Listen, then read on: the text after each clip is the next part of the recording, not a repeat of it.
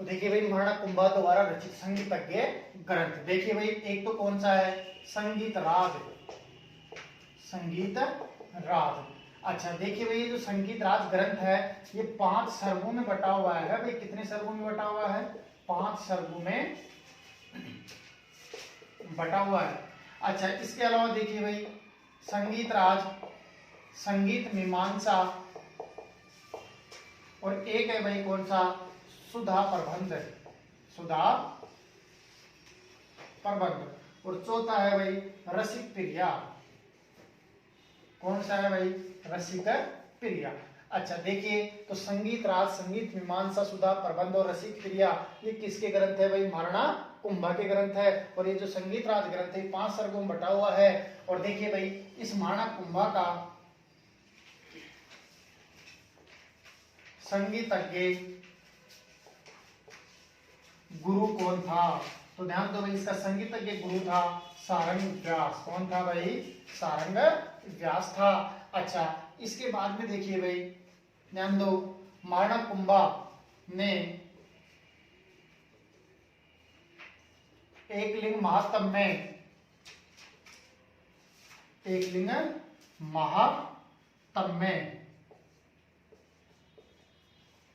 ग्रंथ की क्या की भाई, रचना की, रचना की।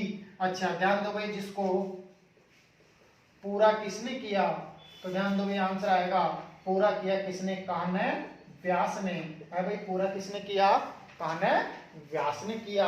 अच्छा एक बार यहां तक ही देखो दोबारा, बताइए भाई महाराणा कुंभा द्वारा रचित संगीतज्ञ ग्रंथ कौन कौन से, ध्यान दो भाई एक ग्रंथ संगीत राज जो कितने सर्गों में बटा हुआ है, 5 सर्गों में बटा हुआ है। एक संगीत मीमांसा, एक सुधा प्रबंध और एक रसिक प्रिया। और महाराणा कुंभा का संगीतज्ञ गुरु कौन था, सारंग व्यास था। और महाराणा कुंभा ने एकलिंग महात्म्य ग्रंथ की रचना की, इसको पूरा किसने किया, कान्ह व्यास ने किया भाई, किसने किया, कान्ह व्यास ने। अच्छा आंसर दो, महाराणा कुंभा के संगीतज्ञ ग्रंथ, देखो संगीत राज, संगीत राज कितने सर्गों में बटा हुआ भाई, 5, संगीत मीमांसा, सुधा प्रबंध और रसिक प्रिया। अच्छा बताओ महाराणा कुंभा का संगीतज्ञ गुरु कौन था भाई, सारंग व्यास। और देखिए महाराणा कुंभा ने एकलिंग महात्म्य ग्रंथ की क्या की, रचना की, जिसको पूरा किसने किया, कान्ह व्यास ने किया भाई, किसने किया पूरा, कान्ह व्यास ने। अच्छा अब इसके बाद में देखिए महाराणा कुंभा की पुत्री का क्या नाम था भाई, रमाबाई, क्या नाम था भाई, रमाबाई। तो ध्यान दो भाई महाराणा कुंभा की पुत्री रमाबाई क्या थी, महान संगीतज्ञ थी, क्या थी भाई, महान संगीतज्ञ थी। तो एग्जाम में क्वेश्चन बनता है कि रमाबाई का संबंध किससे था, आंसर आएगा संगीत से था, किससे था भाई, संगीत से। तो महाराणा कुंभा की पुत्री रमाबाई महान संगीतज्ञ थी। अच्छा इसके बाद में देखिए भाई ध्यान दो, महाराणा कुंभा के शासन काल के, शासन काल के वास्तुकार, वास्तुकार देखो भाई कौन कौन थे, जेता, पुंजा, नापा और मंडन, जेता, पुंजा, नापा और मंडन, ये महाराणा कुंभा के शासनकाल के क्या थे भाई, वास्तुकार थे। अच्छा इसके बाद में देखिए भाई ध्यान दो, महाराणा कुंभा के विद्वान, क्या चीज भाई, विद्वान। देखो भाई दरबार में विद्वान भी रहते थे, तो ध्यान दो भाई वो कौन कौन थे। देखिए भाई ये पिछली बार कॉलेज लेक्चरर के एग्जाम में आया था ये क्वेश्चन की निम्नलिखित में से कौन सा महाराणा कुंभा का विद्वान नहीं था। तो ध्यान दो भाई ऑप्शन में थे, देखो मैं बताता हूं आपको, ध्यान दो। एक तो कौन था, टीला भट्ट, कौन था भाई, टीला भट्ट। अच्छा देखिए दूसरे ऑप्शन में क्या था भाई, देखिए इसमें था मुनि,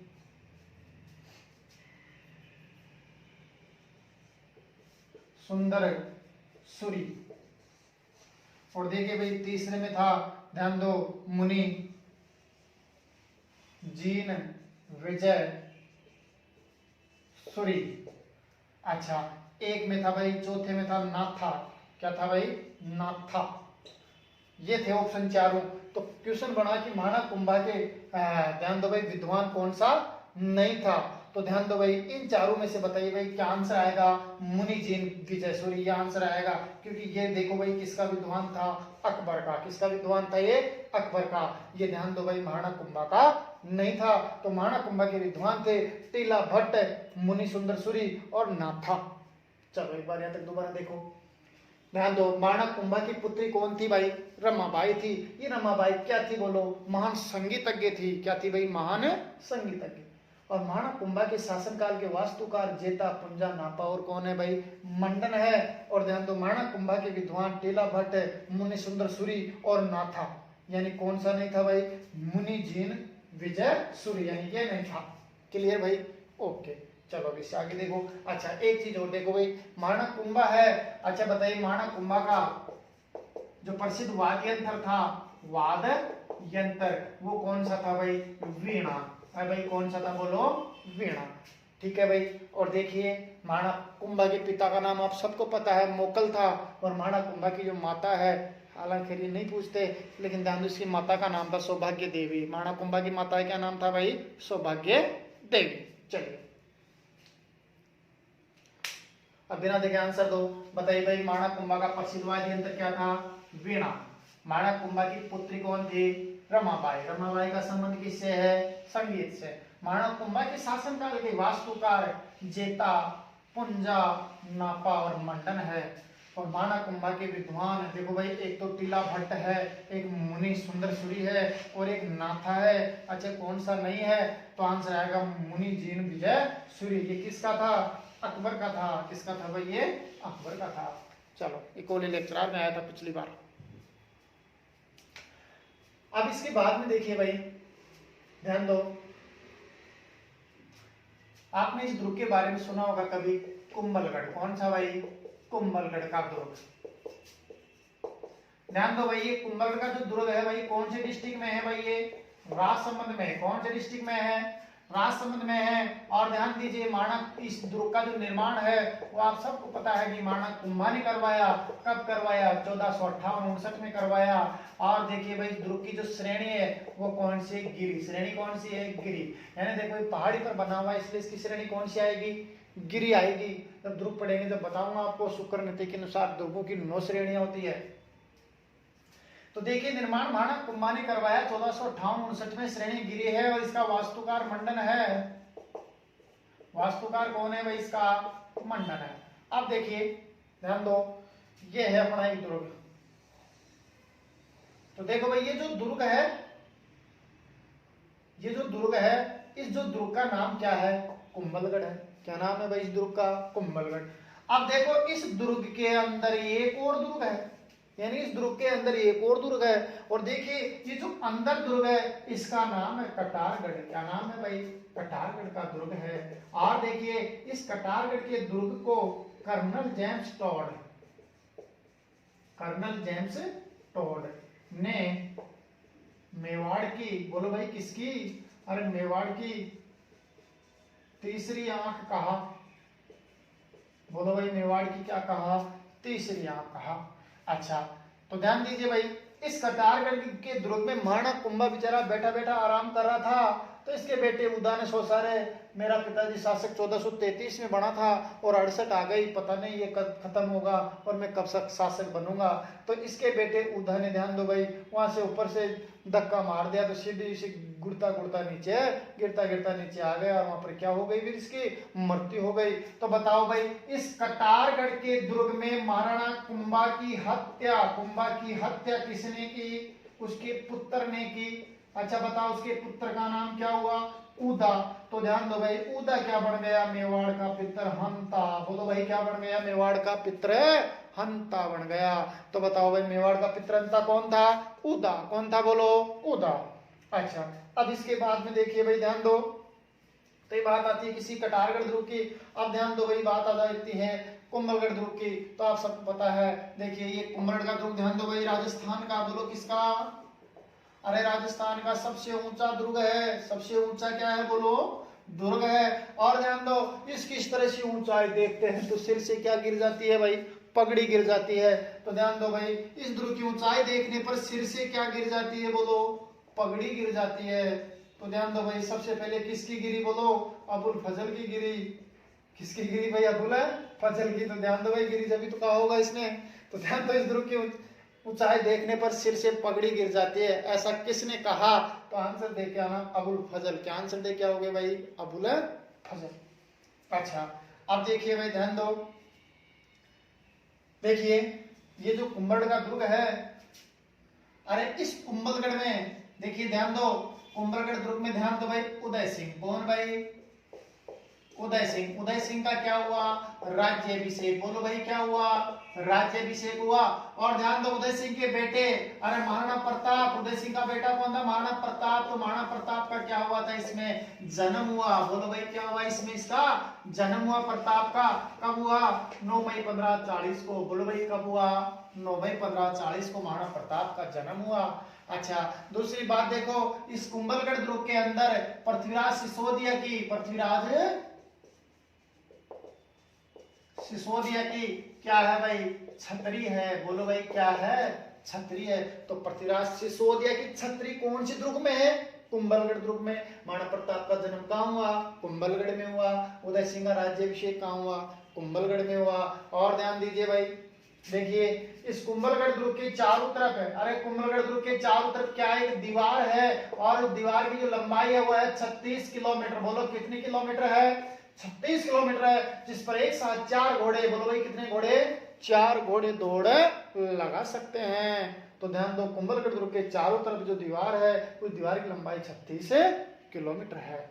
चलो भाई एक बार दोबारा देखो, बोलो कुंभलगढ़ दुर्ग कहाँ है भाई, राजसमंद में है। इसका निर्माण महाराणा कुंभा ने कब करवाया, 1458-59 में करवाया। श्रेणी गिरी है, वास्तुकार कौन है इसका, मंडन।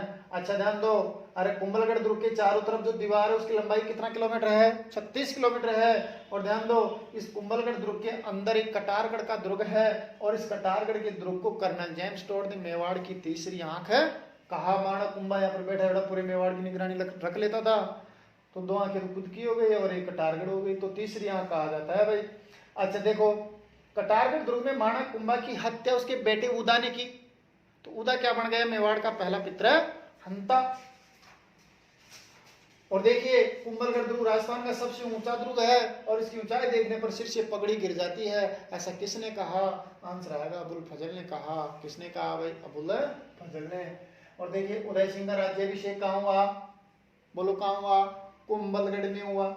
प्रताप का जन्म कहाँ हुआ, कुंभलगढ़ में हुआ, 9 मई 1540 को।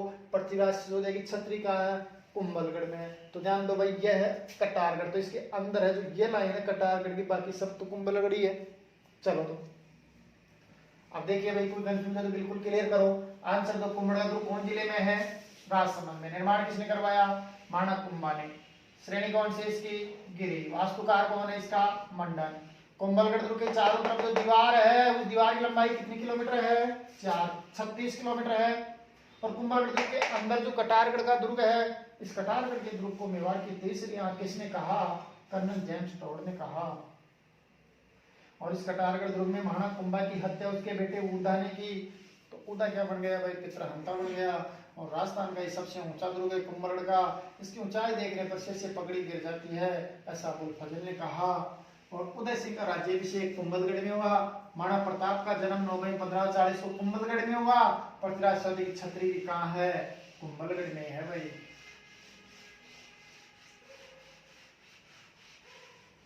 तो ये था भाई महाराणा कुंभा।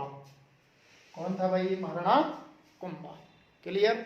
चलो अब देखिए भाई, महाराणा कुंभा के बाद में ध्यान दो भाई, देखिए 1468 से लेकर 73 का जो शासनकाल है, अब किसका आएगा भाई, बोलो उदा का। किसका है, उदा का। तो ध्यान दो, उदा ने अपने पिताजी की क्या की थी, हत्या की थी। इसके अलावा एग्जाम में बनने लायक इसने कोई और काम नहीं किया। और आप सबको पता है कि जो जैसा करता है वैसा बढ़ता है। तो ध्यान दो भाई, इस उदा के ऊपर बोलो फिर क्या गिर गई, बिजली। क्या गिर गई, बिजली। और बिजली गिरने से इसकी क्या हो गई, मृत्यु हो गई। तो ध्यान दो भाई, बिजली गिरने से इसकी मृत्यु हो गई। तो बताइए इसकी मृत्यु जो हुई कहां पर हुई, बीकानेर में। कहां पर हुई भाई, बीकानेर में हुई थी 1473 में। चलो एक बार दोबारा देखो, 1468 से 73 का शासनकाल किसका है भाई? उदा। उदा के ऊपर बिजली गिरने से इसकी मृत्यु कहाँ हुई? बीकानेर में। अब देखिए उदा की मृत्यु हो गई। अब उदा के बाद जो शासक बना इसका छोटा भाई, अच्छा बताइए भाई, इसका छोटा भाई शासक बना 1473 में और कब तक रहा? ये 1509 तक रहा। तो 1473 से 1509 का जो शासनकाल है वो किसका है भाई? उदा के छोटे भाई का है। उदा का छोटा भाई था रायमल। कौन था भाई? रायमल था। तो इसका शासनकाल है भाई ये। तो ध्यान दो क्या होता है, देखो भाई, अरे इस रायमल के पुत्र देखो, एक तो है पृथ्वीराज सिसोदिया। अरे भाई कौन था? एक तो पृथ्वीराज सिसोदिया। अच्छा, दूसरा जयमल, और देखिए भाई तीसरा कौन है? सांगा। तीसरा कौन है? सांगा। एक सहसमल नाम का और था, उससे अपना कोई मतलब नहीं है। देखो तो ध्यान दो, बड़ा कौन था भाई? पृथ्वीराज सिसोदिया। तो ध्यान दो, अरे पृथ्वीराज सिसोदिया, जयमल और सांगा ये तीनों रायमल के पुत्र थे। तो रायमल के बाद पृथ्वीराज सिसोदिया तो कहे कि शासक मैं बनूंगा, और जयमल कहे शासक मैं बनूंगा, और सांगा कह रहे तुम दोनों नहीं, मेवाड़ का शासक तो मैं बनूंगा। तो ध्यान दो भाई क्या होता है, अरे एक दिन कोई ज्योतिषकार इनके महल में आया, और जैसे ज्योतिषकार आया तो तीनों ने भग करके अपने हाथों की रेखा दिखाई और बोले कि बताओ हम तीनों में से मेवाड़ का शासक कौन है बनेगा। तो उसने कहा कि तुम तीनों में से मेवाड़ का शासक कौन बनेगा? राणा सांगा बनेगा। तो ऐसा कहते इन दोनों की चिंता हो गई भयंकर।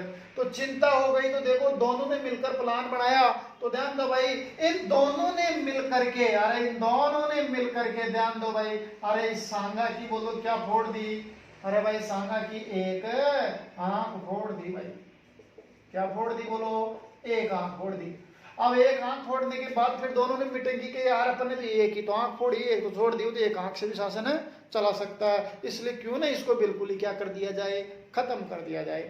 तो ध्यान दो, जब पृथ्वीराज सिसोदिया और जयमल दोनों राणा सांगा को बिल्कुल खत्म करना चाहा, तो ध्यान दो भाई, बिल्कुल खत्म करना चाहा, तो राणा सांगा मेवाड़ छोड़कर कहाँ गया? अजमेर आ गया। और अजमेर में आकर ध्यान दो भाई, इसने करमचंद पंवार, बोलो भाई कौन है? अरे करमचंद पंवार के पास क्या ली इसने? बोलो भाई शरण ली भाई। और ध्यान दो, अरे इस करमचंद पंवार की कौन थी? एक पुत्री थी, पुत्री का नाम कर्णावती। क्या नाम है भाई? कर्णावती या कर्मावती थी। तो ध्यान दो भाई, राणा सांगा एक तरह से एक आंख से किसी प्रेम करने लग गया भाई, कर्णावती या कर्मावती से करने लग गया। तो इस बात का पता करमचंद पंवार को लग गया। तो करमचंद पंवार ने अपनी पुत्री कर्णावती या कर्मावती का विवाह किसके साथ कर दिया? राणा सांगा के साथ कर दिया। किसके साथ कर दिया भाई? राणा सांगा के साथ कर दिया। और ध्यान दो, इस राणा सांगा ने, बोलो भाई किसने?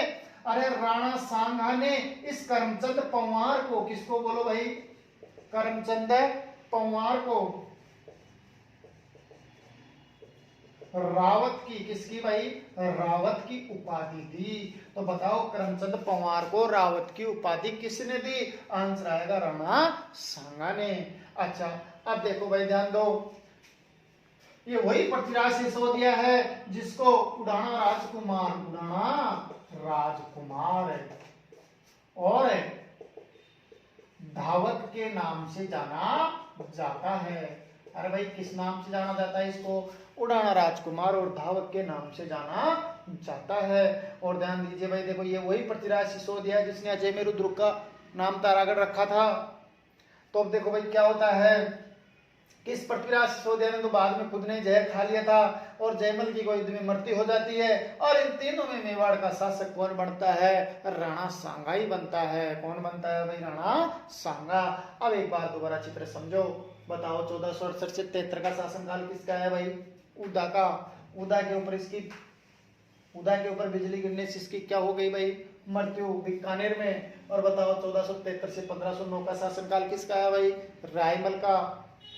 तो बताइए रायमल का एक पुत्र तो कौन है?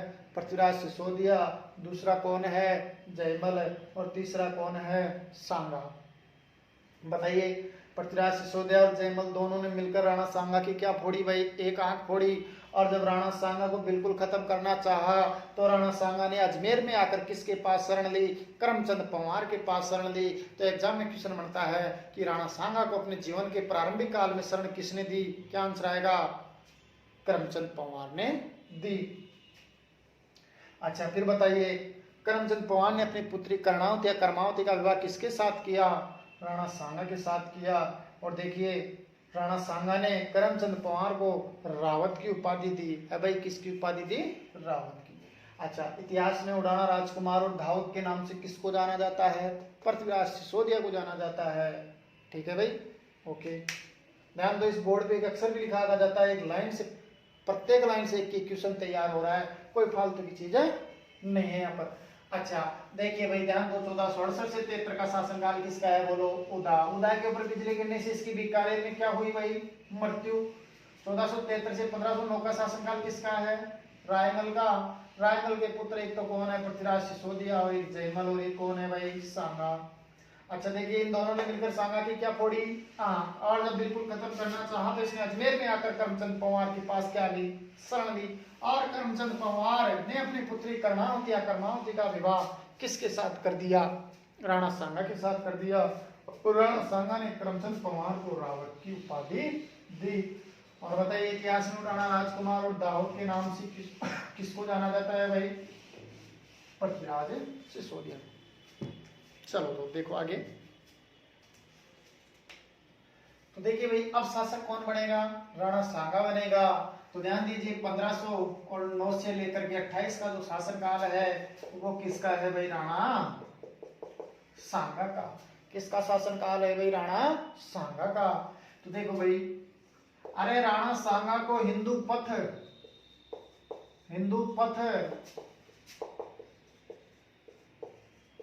सैनिक भग्नावेश और मानव का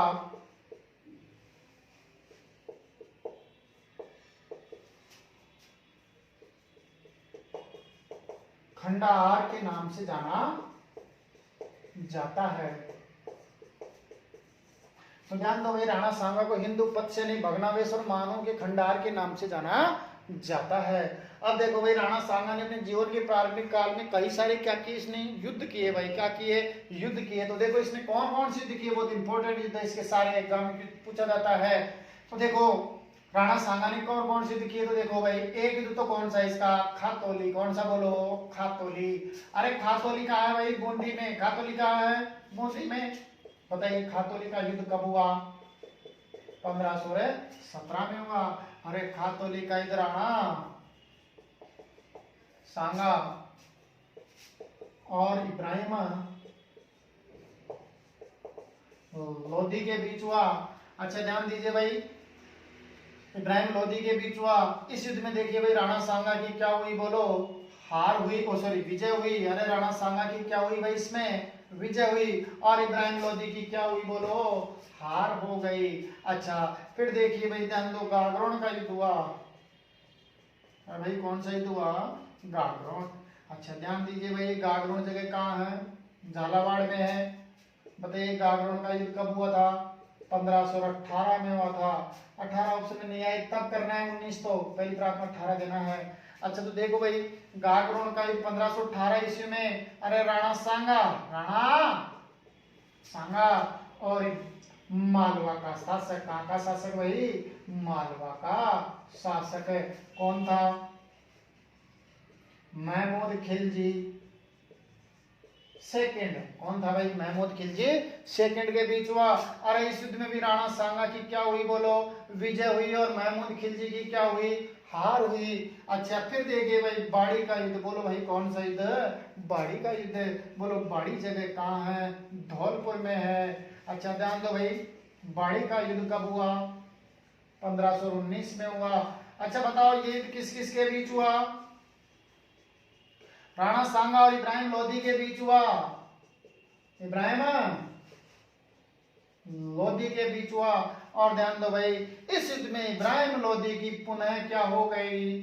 हार हो गई। अरे भाई पुनः क्या हो गई, इसकी हार हो गई। और ध्यान दो, इब्राहिम लोधी के दोनों सेनापति, इब्राहिम लोधी के दोनों सेनापति, एक तो कौन था, मियां माखन खां, मियां माखन खां, और दूसरा है भाई मियां हुसैन। दूसरा कौन है, मियां हुसैन। ये दोनों के दोनों लड़ते हुए मारे गए बाड़ी के युद्ध में। दोनों के दोनों लड़ते हुए क्या हो गए भाई, मारे गए। एक बार दोबारा देखो यहां तक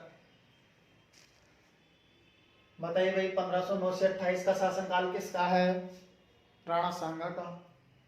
राणा सांगा को हिंदू पथ, सैनिक भग्नावेश और मानव का खंडार के नाम से जाना जाता है।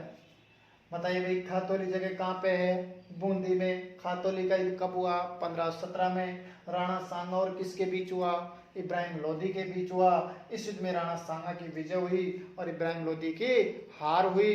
अच्छा फिर देखो, गागरोन झालावाड़ में गागरोन युद्ध कब हुआ, 18 क्या करना है, 19। राणा सांगा और किसके बीच हुआ, मालवा का शासक महमूद खिलजी सेकंड के बीच हुआ। अच्छा ध्यान दो भाई, इसमें भी राणा सांगा की विजय हुई और मालवा के शासक की क्या हुई, हार हुई। अच्छा बाड़ी का है भाई, धौलपुर में। बाड़ी का युद्ध कब हुआ बोलो, 1519 में हुआ। राणा सांगा और इब्राहिम लोधी के बीच हुआ और इब्राहिम लोधी की युद्ध में पुनः क्या हो गई, हार हो गई। और इब्राहिम लोधी के दोनों सेनापति मियां माखन खां और मियां हुसैन लड़ते हुए मारे गए। चलो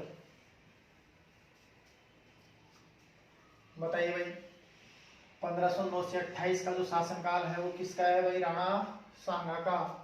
अरे राणा सांगा को हिंदू पथ, सैनिक भग्नावेश और मानव के खंडार के नाम से जाना जाता है। अच्छा देखिए भाई, खातौली कहाँ पे है बोलो, बूंदी में। खातौली का युद्ध कब हुआ, 1517 में। राणा सांगा और इब्राहिम लोधी के बीच हुआ और देखो भाई इसमें राणा सांगा की विजय हुई, इब्राहिम लोधी की हार हुई। गागरोन झालावाड़ में, गागरोन का युद्ध 1518 में राणा सांगा और मालवा का शासक महमूद खिलजी सेकंड के बीच हुआ।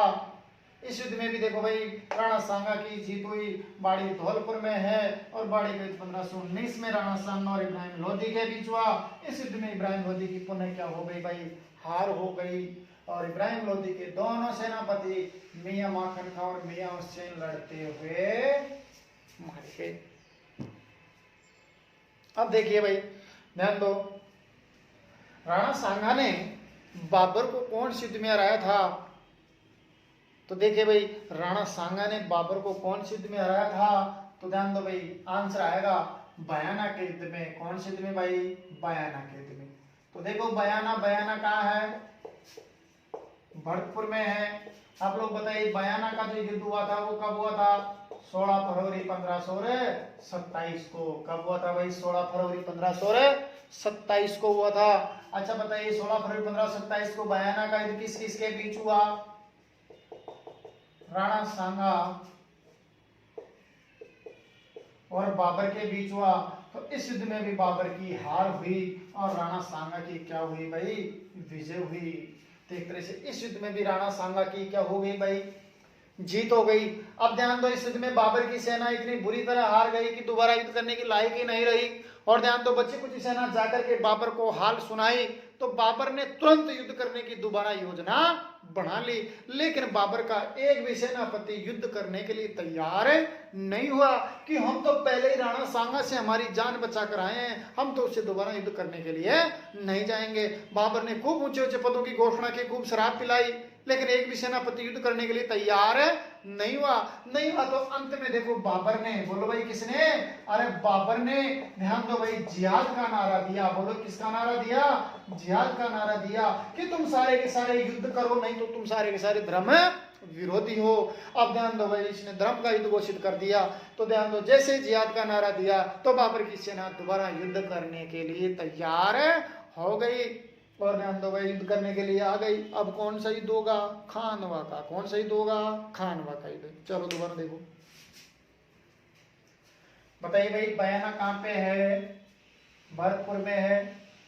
बयाना का युद्ध कब हुआ, 16 फरवरी 1527 को। अच्छा किस किस के बीच हुआ, राणा सांगा और बाबर के बीच हुआ। अच्छा बताओ, बाबर ने फिर बाद में खान वैद के लिए किसका नारा दिया, जिहाद का नारा दिया। किसका नारा दिया भाई? जिहाद। चलो तो अब देखो भाई खानवा का युद्ध होगा, बहुत इंपॉर्टेंट युद्ध है, खानवा का युद्ध है। अच्छा देखिए भाई ध्यान दो, अरे खानवा बताइए भाई खानवा कहाँ पड़ता है? भरतपुर में, भरतपुर की उपवास तहसील में पड़ता है। ध्यान दो भाई खानवा का जो युद्ध हुआ था, अच्छा बताइए भाई कब हुआ था? 17 मार्च 1527 को। अरे खानवा का युद्ध 17 मार्च 1527 को हुआ था। यह युद्ध हुआ था राणा सांगा और बाबर के बीच। बोलो भाई किसके बीच हुआ? बाबर के बीच हुआ। तो ध्यान दो भाई खानवा का 17 मार्च 1527 को राणा सांगा और बाबर के बीच हुआ। अरे इस युद्ध में देखो भाई ध्यान दो, अरे बाबर की क्या हुई थी? जीत हुई थी और राणा सांगा की हार हुई थी। तो ध्यान दो इस युद्ध में बाबर का जीतने का मुख्य कारण था उसकी तुलुगामा पद्धति। बोलो भाई क्या था उसकी? तुलुगामा पद्धति। तो बताइए बाबर ने इस युद्ध में कौन सी पद्धति अपनाई भाई? तुलुगामा पद्धति अपनाई। अच्छा ध्यान दो, यानी तुलुगामा पद्धति अपनाई यानी कि अपनी सेना को इस तरह से जमाया कि ध्यान दो राणा सांगा की सेना लड़ने के लिए आए और ध्यान दो बाबर की सेना कहीं से पीछे से आकर उनके ऊपर हमला कर दिया। राणा सांगा की सेना को पता ही नहीं लगा। तो इस तरह से तुलुगामा पद्धति अपनाई। और दूसरी बात बाबर ने इस युद्ध में तोपों की, यानी कि इस युद्ध में बाबर ने तोपों का क्या किया भाई? प्रयोग किया। तो एक तरह से इसका दूसरा कारण था तोपों का प्रयोग। अच्छा ध्यान दीजिए भाई क्या होता है कि राणा सांगा की सेना तलवारों से लड़ती थी और बाबर की सेना तोपों से लड़ती थी। तो देखो भाई पहले तो क्या होता था कि यानी कि ये जो बाबर है, अरे तोपों के जो अगले ये छोर होता है, अगला छोर होता है, इनको ध्यान दो भाई जो तोपें बांधी जाती है तो रस्सियों से बांध कर लाता था और इसकी राणा सांगा की सेना तलवारों से लड़ती और जाकर के उन तलवारों से उन रस्सियों को काट देती थी और तोपें आराम से नीचे गिर जाती थी। लेकिन इस युद्ध में ध्यान दो बाबर ने क्या काम किया, और रस्सियों की जगह तोपों को लोहे की छड़ियों से बांध लाया और बाबर की सेना जाकर के उन लोहे की छड़ियों को तलवारों से काटे, लेकिन एक भी छड़ी नहीं कटी और तोपें आग उगलती रही। इस तरह से इस युद्ध में राणा सांगा की क्या हो गई? बोलो हार हो गई और बाबर की विजय हो गई। और विजय होने के बाद बाबर ने, अरे इस खान युद्ध के बाद बाबर ने गाजी की, बोलो भाई किसकी? गाजी की उपाधि धारण की। अच्छा ध्यान दो गाजी का मतलब होता है भाई काफिरों का, किसका? बोलो काफिरों का वध करने वाला। तो बताओ एग्जाम में क्वेश्चन पढ़ता है कि बाबर ने गाजी की उपाधि कौन युद्ध के बाद धारण की? तो आंसर दे क्या होगे? खानवा युद्ध के बाद धारण की। अब देखो भाई, अरे ये खानवा का युद्ध राजस्थान में एकमात्र ऐसा युद्ध था जिसमें सभी राजपूत शासकों ने मिलकर राणा सांगा का साथ दिया था। नहीं तो सब राजपूत शासक एक दूसरे की टांगे खींचने का काम करते थे, लेकिन इस युद्ध में सभी राजपूत शासकों ने मिलकर राणा सांगा का साथ दिया था। अच्छा तो देखिए भाई ध्यान दो, एग्जाम में क्वेश्चन ये बढ़ता है कि खानवा के युद्ध में राणा सांगा का साथ देने वाले शासक कौन कौन थे? तो एक बार यहां तक देखो, पहले बताइए भाई खानवा का युद्ध कब हुआ? 17 मार्च 1527 को राणा सांगा और किसके बीच हुआ? बाबर के बीच हुआ। बाबर ने इस युद्ध में कौन सी पद्धति अपनाई? तुलुगामा पद्धति अपनाई। और किसका प्रयोग किया? तोपों का प्रयोग किया। और देखिए बाबर ने इस युद्ध के बाद गाजी की उपाधि धारण की। गाजी का मतलब होता है काफिरों का वध करने वाला। तो दोबारा देखो भाई, बताइए भाई खानवा का युद्ध कब हुआ? 17 मार्च 1527 को राणा सांगा और किसके बीच हुआ? बाबर के बीच हुआ। बाबर ने इस युद्ध में तुलुगामा पद्धति अपनाई और तोपों का प्रयोग किया। अच्छा देखिए भाई, बाबर ने इस युद्ध के बाद गाजी की उपाधि धारण की। गाजी का मतलब क्या होता है भाई? काफिरों का वध करने वाला। अरे भाई क्या होता है? काफिरों का वध करने वाला। अच्छा अब देखिए भाई ध्यान दो आगे क्या होता है। देखो खानवा के युद्ध में राणा सांगा का साथ देने वाले शासक कौन कौन थे? तो देखो भाई सांगा का साथ देने वाले शासक देखो, ध्यान दो नंबर 1 देखो मारवाड़। क्या चीज भाई? अरे मारवाड़ का कौन था? गांगा पुत्र मालदेव। कौन था भाई? गांगा पुत्र मालदेव, यानी गांगा और उसके बेटे मालदेव, दोनों बाप बेटे ने खानवा के युद्ध में राणा सांगा का साथ दिया था। और मारवाड़ की सेना का नेतृत्व भी एक तरह से मालदेव ने किया था, तो ध्यान दो। और युद्ध का डंका गंगा ने बजाया था। तो मारवाड़ के गांगा पुत्र मालदेव ने खानवा के युद्ध में राणा सांगा का साथ दिया। अच्छा, इसके अलावा देखो भाई, चंदेरी। चंदेरी गुजरात में है। बोलो चंदेरी का कौन था? मेदिनी राय। कौन था भाई? मेदिनी राय था। अच्छा, इसके बाद में देखो जगनेर। अरे जगनेर कहाँ? भरतपुर में। सॉरी, जगनेर पहले भरतपुर में था, वर्तमान में जगनेर यूपी में है। बोलो वर्तमान में कहाँ है? यूपी में है। तो ध्यान दो, जगनेर का कौन था? आंसर दोगे अशोक परमार था।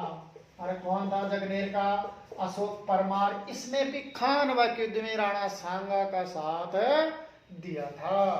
अच्छा, फिर देखिए भाई गंगानगर का। देखिए भाई गंगानगर का कौन था? बोलो झाला अज्जा। अरे गंगानगर का कौन था? झाला अज्जा था। अच्छा देखिए भाई, खानवा के युद्ध में राणा सांगा बुरी तरह बेहोश हो गया था, तो राणा सांगा का मुकुट किसने पहना था? बोलो झाला अज्जा ने ही पहना था। बहुत इंपॉर्टेंट क्वेश्चन है। खानवा के युद्ध में राणा सांगा का मुकुट किसने पहना? झाला अज्जा ने। जैसे हल्दी घाटी के युद्ध में महाराणा प्रताप का मुकुट किसने पहना था? तो आंसर आएगा झाला बीदा ने पहना था। उसी तरह से खानवा के युद्ध में पूछ लिया जाए तो आंसर आएगा झाला अज्जा। अच्छा, इसके बाद में देखिए भाई ध्यान दो। देखिए इब्राहिम लोधी का चचेरा भाई महमूद लोधी। इब्राहिम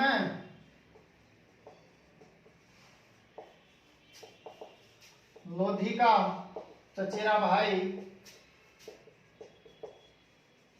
महमूद लोधी ने भी सांगा का साथ दिया। बोलो भाई किसका साथ दिया? सांगा का साथ दिया। अच्छा, इसके बाद में देखिए भाई ध्यान दो। अरे मेवात का देखो भाई, मुस्लिम कौन था? एक तरह से एक मुस्लिम और था, उसका नाम था हसन खां मेवाती। हसन खां मेवाती।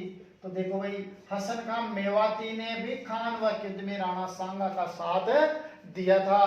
तो ध्यान दो भाई, एक तरह से सभी रियासतों के शासकों ने खानवा के युद्ध में राणा सांगा का साथ दिया, लेकिन फिर भी राणा सांगा की क्या हुई थी? उस युद्ध में हार हुई थी। एक बार दोबारा देखो, ध्यान दो भाई। प्रश्न क्या अपना? खानवा के युद्ध में राणा सांगा का साथ देने वाले शासक कौन कौन थे? तो आंसर आएगा मारवाड़ का गांगा पुत्र मालदेव। चंदेरी का कौन था? मेदिनी राय था। जगनेर भरतपुर में है, वर्तमान में यूपी में है। जगनेर का कौन था भाई? अशोक परमार था। अच्छा, गंगानगर का कौन था? झाला अज्जा था। और झाला अज्जा ने खानवा के युद्ध में राणा सांगा का मुकुट पहना था। अच्छा बोलो, इब्राहिम लोधी का चचेरा भाई कौन था? महमूद लोधी था। इसने भी खानवा के युद्ध में राणा सांगा का ही साथ दिया था। और मुस्लिम में हसन खां मेवाती। ठीक है भाई, ओके। बिना देखे आंसर दो। बताओ मारवाड़ का कौन था भाई? गांगा पुत्र मालदेव। चंदेरी का कौन था? मेदिनी राय। जगनेर का कौन था? अशोक परमार। गंगानगर का कौन था भाई? झाला अज्जा। अच्छा देखिए भाई, इब्राहिम लोधी का चचेरा भाई कौन था? महमूद लोधी था। मुस्लिम कौन था? हसन खां मेवाती था।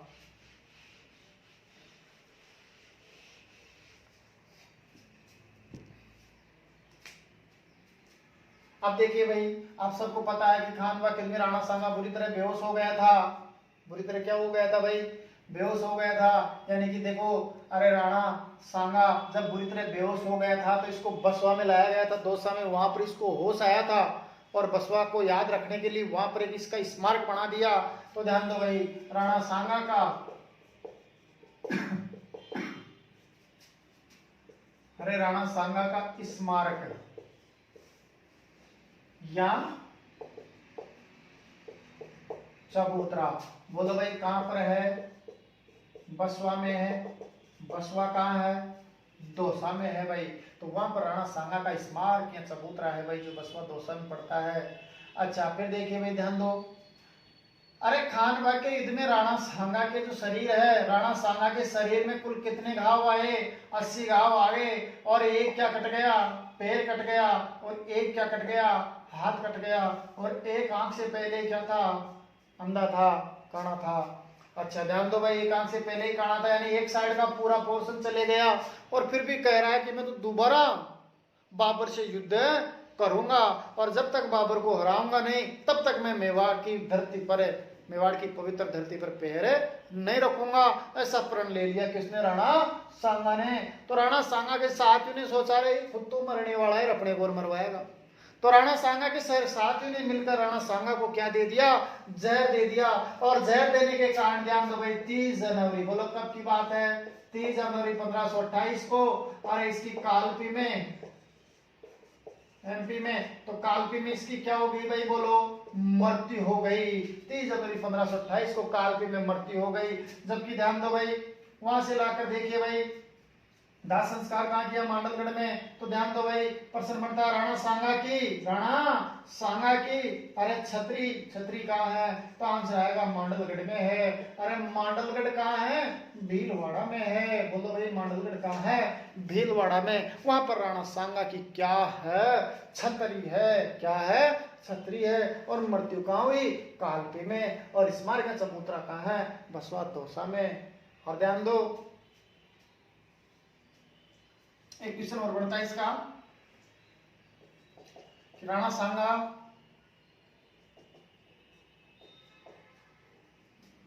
का सेनापति, उसका नाम था सलहदी तंवर। क्या नाम था भाई? सलहदी तंवर। इसने इसके साथ क्या किया था भाई? धोखा किया था। क्या किया था भाई? धोखा किया था। तो राणा सांगा कौन से सेनापति ने उसके साथ धोखा किया था? क्या आंसर दोगे? सलहदी तंवर ने किया था। एक बार दोबारा देखो, बताओ भाई राणा सांगा का स्मारक चबूतरा कहाँ पे है? बसवा में है। बसवा कहाँ पे है? दौसा में। राणा सांगा के शरीर में कुल कितने घाव है? 80। एक क्या कट गया? पैर। एक क्या कट गया? हाथ। एक आंख से क्या था पहले? कण। अच्छा बताओ, राणा सांगा की साथियों द्वारा, राणा सांगा के ही साथियों द्वारा जहर देने 30 जनवरी 1528 को कालपी में क्या हुई? इसकी मृत्यु हुई। राणा सांगा की छतरी कहाँ है? मांडलगढ़ में है। मांडलगढ़ कहाँ है? भीलवाड़ा में। अच्छा बताओ, राणा सांगा के कौन से सेनापति ने उसके साथ धोखा किया? सलहदी तंवर ने। तो ये था भाई कौन? राणा सांगा।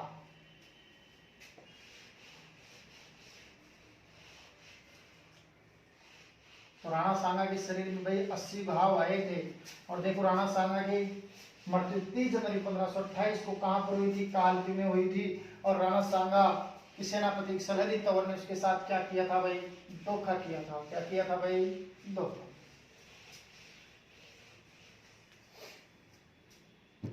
अब देखिए भाई आगे ध्यान दो, देखिए भाई 1528 से लेकर 31, 1528 से लेकर 31 का शासनकाल किसका है? रतन सिंह सेकंड का। बोलो भाई किसका है? रतन सिंह सेकंड का। रतन सिंह सेकंड ने एग्जाम में बनने लायक कोई काम नहीं किया। अब देखिए 1531 से लेकर 35 का जो शासनकाल रहता है, अरे वो रहता है विक्रमादित्य का। बोलो भाई किसका शासनकाल है? ये विक्रमादित्य का शासनकाल है। तो ध्यान दो भाई, अरे विक्रमादित्य जब शासक बना तो इसकी उम्र भी बहुत कम थी। तो ध्यान दो, विक्रमादित्य की संरक्षिका इसकी माता बनी थी। माता का नाम था कर्णावती। बोलो भाई क्या नाम था? कर्णावती या कर्मावती? कर्णावती या कर्मावती बनी। हाँ अब देखिए भाई ध्यान दो, कर्मावती या कर्णावती बनी। और देखिए भाई इस कर्णावती या कर्मावती के समय में गुजरात का शासक कौन था? बहादुर शाह था। बोलो भाई कौन था? बहादुर शाह था। तो ध्यान दो भाई, बहादुर शाह ने मेवाड़ पर आक्रमण करने की योजना बढ़ाई। तो विक्रमादित्य छोटा था, कर्णावती औरत थी, क्या कर सकती थी? तो ध्यान दो भाई, देखिए इस कर्णावती ने अरे गुजरात के शासक बहादुर शाह के विरुद्ध सहायता हेतु हुमायूं के पास, बोलो भाई किसके पास है? हुमायूं के पास राखी भेजी। बोलो भाई किसके पास राखी भेजी? हुमायूं के पास राखी भेजी। लेकिन समय रहते हुए हुमायूं ने सहायता नहीं की। अरे इसने शराब पी रखी थी, इसने ध्यान नहीं दिया। और ध्यान दो भाई, देखो इस बहादुर शाह ने जल्दी ही मेवाड़ पर आक्रमण कर दिया। तो ध्यान दो भाई, इस बहादुर शाह ने मेवाड़ पर क्या कर दिया? बोलो आक्रमण कर दिया। आक्रमण कर दिया 1534 में, जिसमें ध्यान दो भाई कर्मावती, बोलो भाई कौन है, अरे कर्मावती क्या हो गई भाई, हार गई, क्या हो गई बोलो, हार गई। और हार जाने के बाद कर्मावती हार गई, हार जाने के बाद कर्मावती ने क्या कर लिया, जोहर कर लिया, बोलो क्या कर लिया, जोहर कर लिया। तो आप लोग मुझे बताओ मेवाड़ का, अरे मेवाड़ का दूसरा जोहर, दूसरा जोहर कब हुआ, आंसर दोगे 1534 में हुआ। अच्छा बोलो किसने किया, कर्मावती या कर्णावती ने किया। अच्छा अब सुनो, देखो ये कर्मावती कर्णावती राणा सांगा की पत्नी थी। राणा सांगा की मृत्यु तो पहले हो गई थी, 30 जनवरी 1528 को हो गई थी। अब देखो तो यहाँ पर प्रश्न ये बढ़ता है कि उस समय साका की जो क्या नाम से केसरिया किसके नेतृत्व में हुआ, या जब बहादुर शाह ने मेवाड़ पर आक्रमण किया था उस समय मेवाड़ की सेना का नेतृत्व किसने किया था। तो ध्यान दीजिए भाई, मेवाड़ की सेना का नेतृत्व देवलिया, अरे देवलिया एक जगह है भाई प्रतापगढ़ में, बोलो कहाँ है, प्रतापगढ़ में। तो देवलिया के बाघ सिंह ने किया, बोलो भाई किसने किया, देवलिया के बाघ सिंह ने मेवाड़ की सेना का नेतृत्व किया। तो बाघ सिंह के नेतृत्व में केसरिया हो गया, कर्मावती या कर्णावती के नेतृत्व में जोर हो गया, दोनों मिलकर साका हो गया, क्या हो गया, साका हो गया। चलो भाई एक बार दोबारा देखो, बोलो 1528 से 31 का शासनकाल किसका है भाई, रतन सिंह सेकंड का है। और रतन सिंह सेकंड के बाद मेवाड़ का शासक कौन बना, विक्रमादित्य बना। अरे विक्रमादित्य जब शासक बना तो इसकी उम्र बहुत कम थी, तो इसकी संरक्षिका इसकी माता कर्मावती या कर्णावती बनी। और कर्णावती ने गुजरात के शासक बहादुर शाह के विरुद्ध सहायता हेतु हुमायूं के पास राखी भेजी, लेकिन समय रहते हुमायूं ने सहायता नहीं की और बहादुर शाह ने मेवाड़ पर आक्रमण कर दिया, जिसमें कर्मावती हार गई। और हार जाने के बाद कर्मावती ने जोहर कर लिया। ये मेवाड़ का दूसरा जोहर या साका माना जाता है। अब सबको पता है पहले 1303 में हुआ था, मेवाड़ में रतन सिंह की पत्नी पद्मिनी ने किया था। अच्छा अब देखो भाई, उस समय मेवाड़ की सेना का नेतृत्व देवलिया प्रतापगढ़ में है, तो देवलिया के शासक बाघ सिंह ने किया था। है भाई किसने किया था, बाघ सिंह ने किया था। तो दोबारा देखो, पता है भाई विक्रमादित्य की संरक्षिका कौन बनी, उसकी माता कर्णावती या कर्मावती बनी। और कर्मावती या कर्णावती के समय में गुजरात का शासक कौन था, बहादुर शाह था। और बहादुर शाह के विरुद्ध सहायता हेतु इसने हुमायूं के पास क्या भेजी, राखी भेजी। और ध्यान दो भाई समय रहते इसने सहायता नहीं की। और बताओ बहादुर शाह ने मेवाड़ पर आक्रमण कर दिया, जिसमें कर्मावती हार गई। और हार जाने के बाद इसने जोहर कर लिया। ये मेवाड़ का दूसरा जोहर या साका माना जाता है। और देखो भाई इस समय मेवाड़ की सेना का नेतृत्व देवलिया के बाघ सिंह ने किया। अरे भाई किसने किया, देवलिया के बाघ सिंह ने किया। अब देखो भाई आगे क्या होता है, ध्यान दो। देखिए भाई विक्रमादित्य, अरे विक्रमादित्य की हत्या, विक्रमादित्य की हत्या बताइए भाई किसने की। तो ध्यान दो भाई इसकी हत्या की पृथ्वीराज सिसोदिया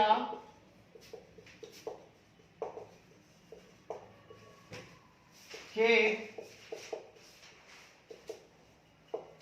दासी पुत्र बनवीर ने की। बोलो भाई किसने की, पृथ्वीराज सिसोदिया के दासी पुत्र बनवीर ने की। और ध्यान दो ये बनवीर अपने आप को सत्ता में बनाए रखने के लिए, अपने आप को सत्ता में बनाए रखने के लिए, अरे इस विक्रमादित्य का छोटे भाई का नाम था उदय सिंह। क्या नाम था, उदय सिंह को भी मारना चाहा। लेकिन ध्यान दो भाई इस उदय सिंह की दाई माता, अरे दाई माता का नाम था भाई पन्ना दाई। क्या नाम था, पन्ना दाई। तो उदय सिंह की दाई माता पन्ना दाई ने अपने पुत्र, अरे भाई पुत्र का नाम था चंदन। क्या नाम था, चंदन।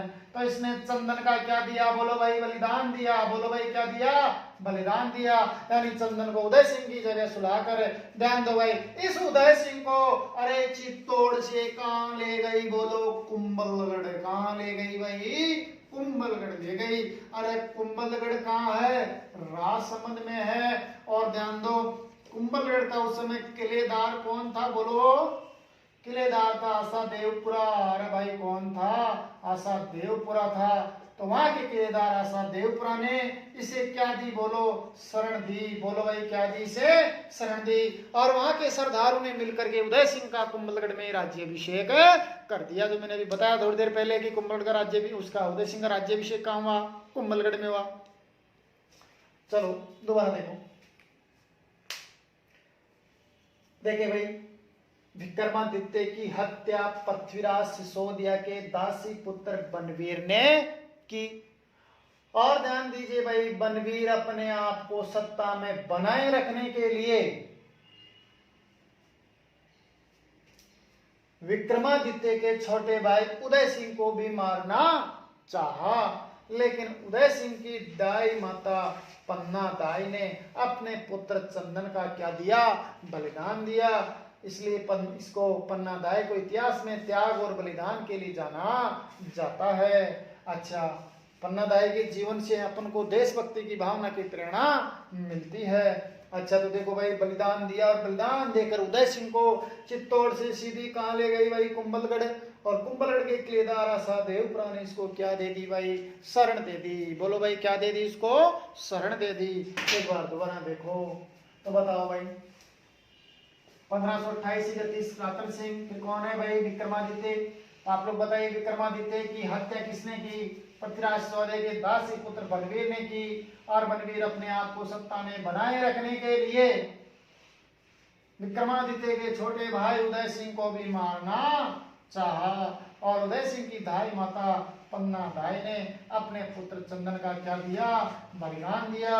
और बलिदान देकर के ध्यान दो भाई, इसको अरे चित्तौड़ से कुंभलगढ़ लेकर आ गई। और कुंभलगढ़ के किलेदार आशा देवपुरा ने इसको शरण दे दी। और देखिए भाई, फिर कुंभलगढ़ के सरदारों ने मिलकर के वहीं कुंभलगढ़ में उदय सिंह का राज्याभिषेक कर दिया।